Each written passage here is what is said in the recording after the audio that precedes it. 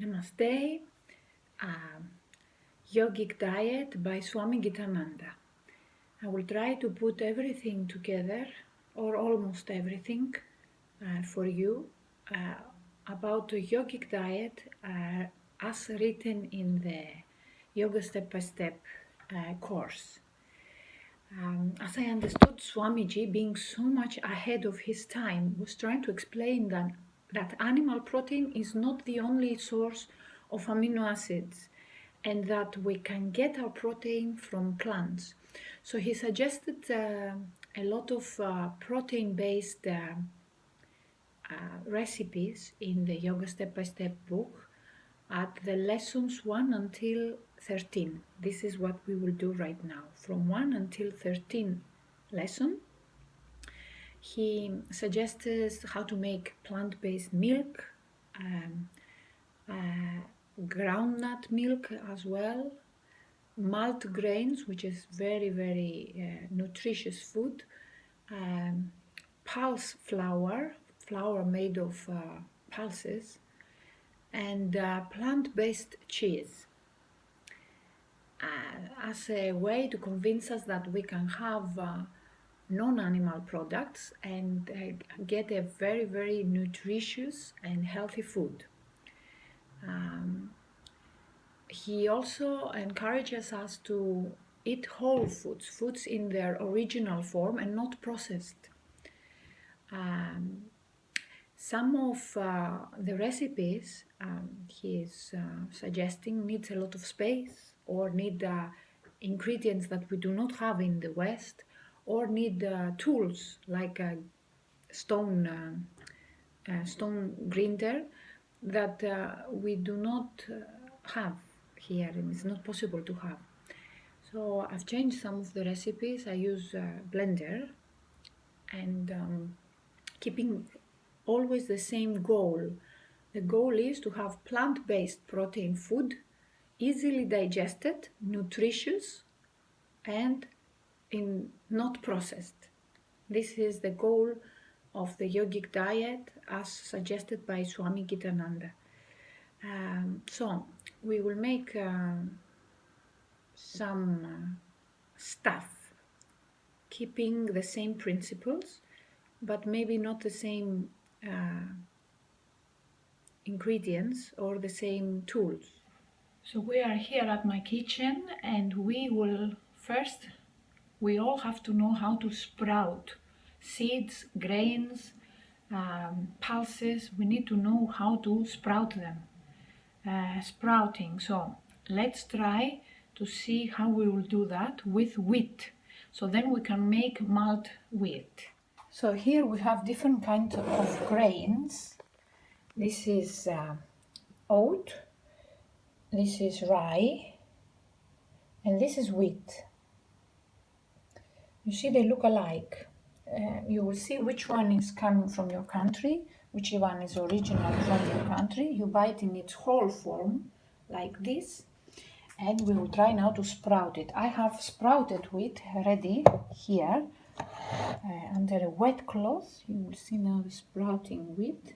Can you see it? Can you see the sprouting? Here. So how we will do that? So in a jar, this is easier. In a jar, we will add some wheat, whole wheat, okay? And we will add 3 times more water. You can wash the wheat before. I'll put a little bit more here. So this is a jar. 1/3 will be wheat, and the other 2/3 will be water. Wheat in water, and I will leave this at least 10 hours for the wheat, 10 hours. For oat, for example, I keep it less time, maybe 6 hours or 8, but the wheat needs more, so I soak the wheat in water for at least 10 hours. And then I will remove the water. I will just remove the water and add a wet cotton cloth on top, like I do here. And okay, I use too much wheat, so I put it in a bigger container, but this is a wet cloth, and I just the soaked wheat, and then on top a wet cloth, and here we are. In 24 hours I have the sprouted wheat. Now with this sprouted wheat I will make malt flour, and also I will make probiotic water so I can make cheese. So in a glass bottle of water, this is 750 ml, I will put half a cup of wheat, sprouted wheat. So here is my wheat in a glass bottle, and then I will cover it with a cheesecloth, something that takes air, and protect it with an elastic so it will not insects. Protect it with an elastic so the insects will not get in there, and I will leave it in a dark place for 2-3 days. It's winter, so it will need at least 3 days or maybe more to get the probiotic water. Rejuvelac, it's called rejuvelac, which is a very, very full of probiotics water that we will use it to make cheese. The rest of the wheat, I will try to dry it either under the sun or in the oven or dehydrator until it becomes hard, like the wheat, like the non-sprouted wheat. So I will dry it and then make flour with it. Now I have some sprouted wheat dried. This is dried wheat sprouted. You see? Can you hear doesn't have, you can see the little sprouts have dried. So this now, what I usually do, I keep it in the fridge, the sprouted wheat, and when I need flour to add to my smoothies, to my milk, which we will make later, I just have a coffee grinder, and I already made some flour. I just add it into the coffee grinder. I'll add a little bit more.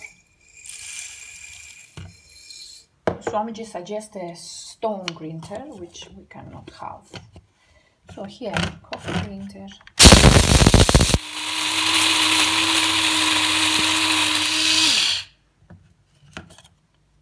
Here is the flour. You can make it even more thin. Depends how you will use it. But this can be eaten raw as well. But we can boil it and make creams. We can add it to our smoothies. We will add it to our milk to make our milk nutritious and healthy and tasty. Swamiji suggests to make milk from beans, from soya beans or from any other pulse, and also from ground nuts. And we will now make a complete, very, very tasty and nutritious milk made of plants. I will use ground nuts and the malt wheat that we made before, and let's do it. I have ground nuts. You can use any other kind of nuts or boiled pulses like boiled white beans, soya beans, fava beans, any pulse available. But groundnut or almonds are great to make milk. So I soaked groundnuts in water for 6 hours. Now we'll remove the water. This is half a cup of groundnuts, half a cup. I will add the groundnuts in the blender. I will add 3 times more water. 1.5 cups water. So I add water. I'll add a little bit of salt. Just that small. And Swamiji adds also lime water and soda to improve the taste. Well, I do not have, so I will not add. It's not so much necessary. You can also add some cinnamon or cardamom or any other aromatic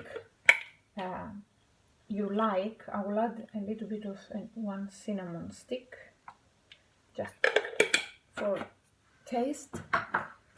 I will blend it into a high-speed blender.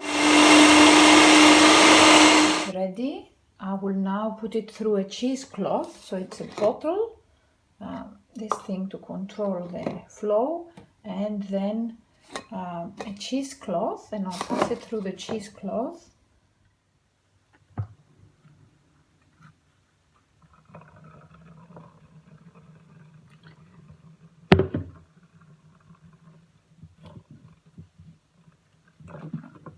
See, goes through.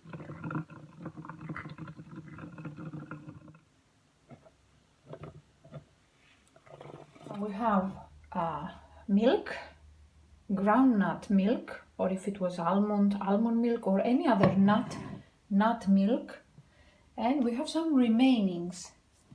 These remainings we will make cheese. So you will, but I don't have enough right now. We'll wait a few more days to make more milk for the family and for myself, and I will save the remainings in a tupper, and I will add some vinegar. When you add vinegar, this will not get spoiled. Very little vinegar, and when I have enough, I will make cheese using the probiotic water from the sprouted wheat and some spices and oil. I will show you in a few days. So I'll see you again when my remainings from the milk, when I'll have enough, and we will make lovely cheese. So now remember the milk we made. It's from groundnuts, or it might be from beans. I will try it. It's not very tasty. It's not. You get used to it after a while, but it's not very tasty, even with the cinnamon. No. But we will improve its taste now by adding the sprouted wheat flour that we made. So remember, we sprout the wheat, we dry it under the sun, ideally, or in the oven, very low temperature. Slowly let it dry, and when it dries, coffee grinder becomes flour. So that was half a liter. Let's say it's half a liter. I will just add half a liter of milk onto the fire, and I will add the flour. Now, the more of the flour I add, the more thick it will become. So if you want just milk, 1 or 2 big spoons. But if you want it to become like very thick or make it into a cream, then you will add much more. You will check it. You can add water as well. So let's make it. Half a liter of groundnut milk and 2 big spoons of sprouted wheat flour. And you can add a sweetener if you want. I don't need to, but if you want, you can add some jaggery, some honey after you boil it, and you see how tasty it will become now. So I will let it boil a little bit, and here I made cream with banana and wheat, sprouted wheat flour and groundnut milk. And you see, it's a cream. And I added banana to make it like a dessert or a breakfast. You know how healthy this is. Amazing ideas that Swamiji gave me to make from sprouted wheat flour. This is amazing, excellent for kids as well. And you can add honey on top or inside, but not while it's boiling. Not while it's boiling, so you will, because the honey will be destroyed. So you see now, it's milky like. I will not warm it too much. I don't want to destroy the fat of the ground nuts or any other nut you use. I will not boil it too much. I will stop now. And this, it's already much tastier. So the new milk with groundnut milk and sprouted wheat flour. I'll try it now to see the difference. It's warm. It's excellent also because it's winter. Now it's great. It's great.